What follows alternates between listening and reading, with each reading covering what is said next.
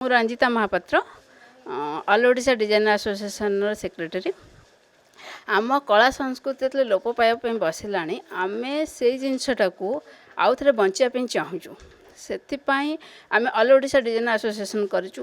ଯେଉଁମାନେ ପୁରା ଗ୍ରାଉଣ୍ଡ ଲେଭେଲରେ ଅଛନ୍ତି, ୱିଭର ହୁଅନ୍ତୁ, ବୁଣାକାର ଆର୍ଟିସିଆନ୍ ହୁଅନ୍ତୁ, डिजाइनर भी हूँ, जो मैंने पेंटिंग करछुन सेमान भी हूँ, पत्थर शिल्पी माने हूँ, बालुका शिल्पी हूँ, से केमी आगू को अणाव से आम गाँ गाँ बुली सबू गाँव में जाई देखुचु सब आर्टिसान मान को आनी केमी से आर्टिसान कार्ड भी दौचु केमी से आगू को जीवे आउ जो मैंने भीतर बहुत भल भल भी अच्छा से आम अवार्ड भी करचु कि से उत्साह बढ़ आगू को हाँ एमती आमपाई हूँ काम से काम आम करुचु। एटा आमर चतुर्थ वर्ष 4 वर्ष परिणत हो उत्कल उल्लास कार्यक्रम। ए उत्कल उल्लास कार्यक्रम द्वारा आम ये जिनस को करचु। एभली परिस्थिति आम ए सचेतन हब कि खाली शाढ़ी रे करदेले हेबनी, हाँ शाढ़ी रे करदेले हेबनी कि जो पट्टचित्र भी होउची ताकू शाढ़ी हो चांदो हो घर केमती सजाई रखिए से आम ध्यान दौचु। आम पत्थर कला को पूरा सबू जिनस को आम ध्यान दौचु से जिनस को करने जो जगह पत्थर लागे एबे बर्तमान प्लेट लगा जाउची। हाँ प्लेट लगा अपहंस होउची। तो आपण से प्रति केमि सचेतन अछि? आम एबे कहली ना एबे केउझर रे और मयूरभंज रे जो अच्छी पत्थर काम होउची आम सेठी के एबे जाइथिलु रिसेंटली विजिट करथिलु से मान सहित कथा है कि आसीचु आगो देखु ता पे करू। जे अनेक आज पद्मश्री मान को डाकिथिले संबोधित मध्य कले केउ मान को डाकिथिले कोन कोन?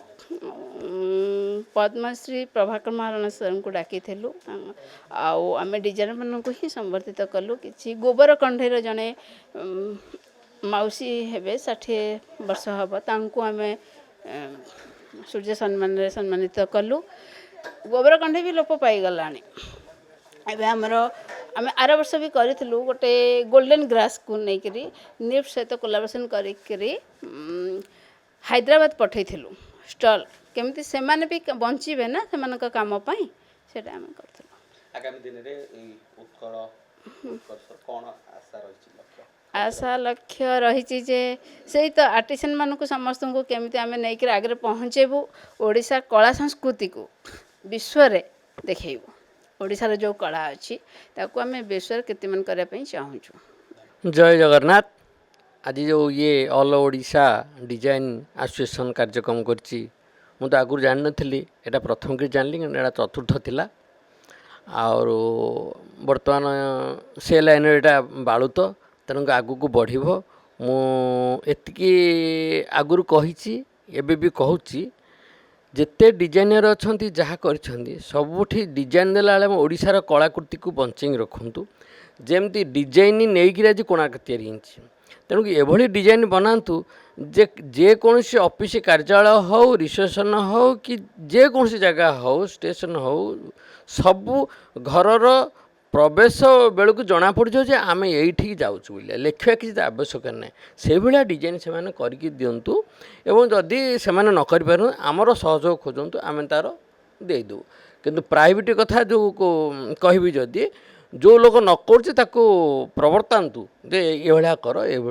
पार जो मैंने पैसा अच्छे से करेंगे किंतु आम डिजाइन देले हम आज जदि डिजाइन द्वारा एत बड़ कोणार्क हो पार से डिजाइन द्वारा बहुत किसी हो पार देशर राज्यर सबकिछ हो पार तेणुक मुझे समस्त की अनुरोध करी आम समय एबिका समय भितर बहुत पार्थक्य पद्मश्री पर्यंत आपण जाइछन। गोटे कथा हूँ आम जो आरंभ करूँ से जो निष्ठा था त्याग था नीरवता था आबे ना से जिनस न रही आप कौन सी जिन उत्पन्न करें कहीं आज बुद्ध भगवान आज गृह त्याग कर जंगल जा तपस्या करी नरकंकाल हो जाते किंतु आज सारा देश में कौन घर छाड़िले एत बड़ पाइले तेणुक आपड़ सेमती केतरा जिनस त्याग कले गोटे भल मनीष हो पारे तेणु आम जो आज होइचु आम बहुत किसी त्याग करूँ त्याग न कले सब जिन त्याग ना भोग हो पारे आज्ञा ओडिशावासी मोर एतिकी वार्ता रहिबो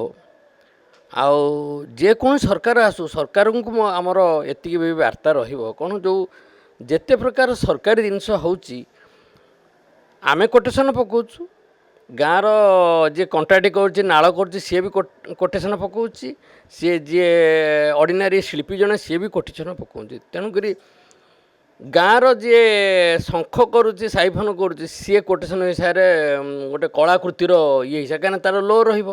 ତେଣୁକରି ଯେଉଁ ବ୍ୟତିକ୍ରମ ହେଉଛି, ଯେଉଁ ବିକୃତ ବର୍ତ୍ତମାନ ହେଉଛି, ଏଇଟା ହେଉଛି କ'ଣ ହେଉଛି ନା ଏ ସକାଶେ ହେଇଯାଉଛି। ଦେଖୁନାହାନ୍ତି ଆମେ ଆସି ପଦ୍ମଶ୍ରୀ ପାଇଲୁ, ଆମେ ବିଶ୍ୱରେ ଆମକୁ କାମ କରିବାକୁ ସମୟ ମିଳୁନି, କିନ୍ତୁ ଆପଣ ଦେଖନ୍ତୁ ସରକାରୀ କାମ ପଦ୍ମଶ୍ରୀ ପ୍ରଭାକର ମହାରଣା କେଉଁଠି କ'ଣ କରିଛନ୍ତି।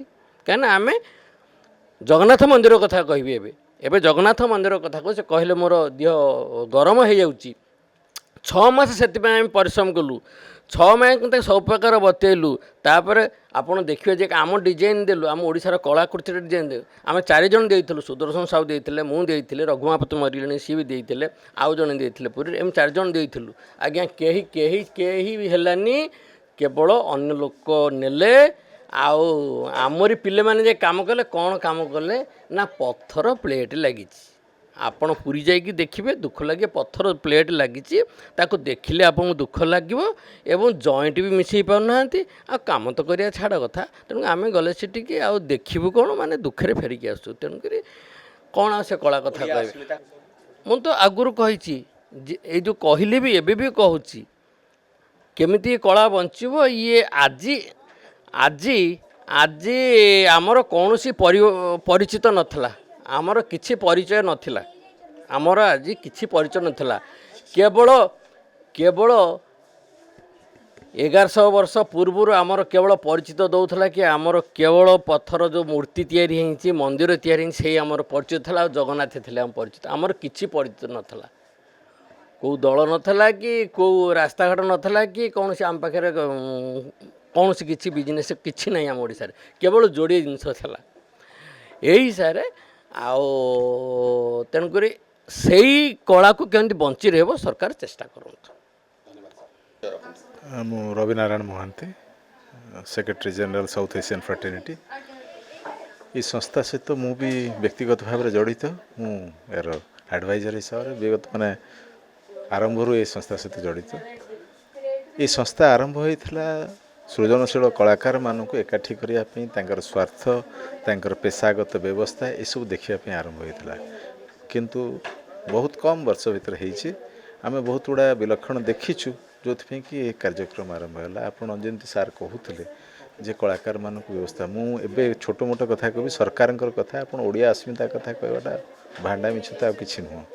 ଏଠି ସରକାର କଳାକାରମାନଙ୍କର ମାନେ ଡିଜାଇନରମାନଙ୍କ ବ୍ୟବସ୍ଥାରେ ଯେଉଁଠି ଡିଜାଇନର କାମ କରିବା କଥା ସେଠି କେମିକାଲ ଇଞ୍ଜିନିୟରକୁ ରଖିଦେଉଛନ୍ତି। ଆପଣ ଶୁଣି ଆଶ୍ଚର୍ଯ୍ୟ ହେବେ, କେମିକାଲ ଇଞ୍ଜିନିୟର ମାନେ କାମ କରୁଛନ୍ତି ଡିଜାଇନରଙ୍କ ଜାଗାରେ।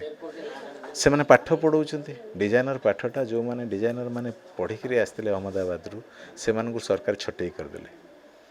ସେ ଜାଗାରେ ରଖିଛନ୍ତି କାହାକୁ, କେମିକାଲ ଇଞ୍ଜିନିୟର। ସେ କ'ଣ ପଢ଼େଇବ? ଯେଉଁ ନୂଆ ପିଢ଼ି ତିଆରି ହେବେ ସେ କ'ଣ କରିବେ? ତେଣୁ ସେ ଟେଣ୍ଡର, ଯାହା ସାର୍ କହିଲେ, ଟେଣ୍ଡର ଭଳିଆ କାମ ହେବ, ବେପାର ହେବ। କଳାର ଉତ୍କର୍ଷତା ନାହିଁ, ଖାଲି ବେପାର ହେବ। କଳାକୁ ନେଇ ବେପାର ହେବ ଆଗକୁ। ତେଣୁ ସେଇଭଳି ପିଢ଼ି ତିଆରି ହେଉଛନ୍ତି, ବ୍ୟବସ୍ଥା ସେଇ ଅନୁସାରେ ଚାଲୁଛି। ଯେ ଅନୁଷ୍ଠାନ ସେଭଳି ଅଣ୍ଟା ଭିଡ଼ିଛି କି? ହଁ, ନିଶ୍ଚିତ ଭାବରେ ଏଇଟା ଆରମ୍ଭ ହୋଇଛି। ସମସ୍ତଙ୍କୁ ଏକାଠି ଲୁପ୍ତ ପ୍ରାୟ କଳା ଯେଉଁଗୁଡ଼ା ଅଛି ସେଟାକୁ ଅଣା ହୋଇଛି। ଆପଣ ଆଜି ଦେଖିଥିବେ ସେଇଭଳି କଳା ଯେଉଁମାନେ ସଂଶ୍ଳିଷ୍ଟ ଅଛନ୍ତି ପ୍ରାୟ ଲୁପ୍ତ ହେଇ ଆସିଲାଣି। ଯେଉଁ କିଛି ଲୋକ, କତିପୟ ଲୋକ ଅଛନ୍ତି ତାଙ୍କୁ ସମ୍ମାନିତ କରାଯାଇଛି, ତାଙ୍କୁ ସୁଯୋଗ ବି ଦିଆହେଉଛି। ବିଭିନ୍ନ ଫୋରମ୍ରେ ଆମେ ଯେଉଁ ସବୁ ପ୍ରଦର୍ଶନୀ ଗୁଡ଼ା କରୁଛୁ ସେଠି ବି ତାଙ୍କୁ ସୁଯୋଗ ଦିଆହେଉଛି। ଆଗକୁ ବଢ଼ିବା ପାଇଁ ଚେଷ୍ଟା କରିବୁ, ଆରମ୍ଭ ମାତ୍ର।